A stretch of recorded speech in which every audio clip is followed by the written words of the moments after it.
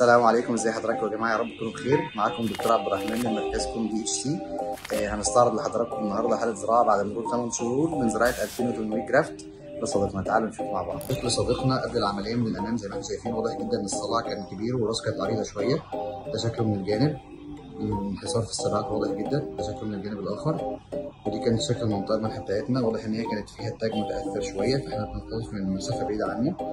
ودي صوره من الاعلى النهارده الحمد لله بعد مرور 8 شهور زي ما احنا شايفين. حاجه ما شاء الله تحفه فنيه، خط شعر طبيعي تماما، محدش يقدر ان هو زرع.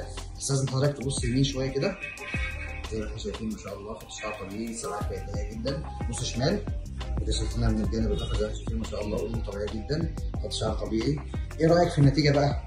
ما شاء الله، تسلم ايديك يا دكتور. والله يعني نتيجة جميلة جدا وشكل يختلف خالص. يعني مفيش حد بيشوفني يعني لو كان عارفني قبل كده بيقول ما شاء الله، لو ما يعرفنيش خلاص بقى يعني بيتوقعش ان انت زارع اصلا. بالظبط. الحمد لله. الحمد يعني انت لله. سعيد بالتجربه؟ جدا والله. الحمد لله. الحمد لله، تسلم ايديك والله. ربنا يسعدك دايما. امين يا رب. شكرا.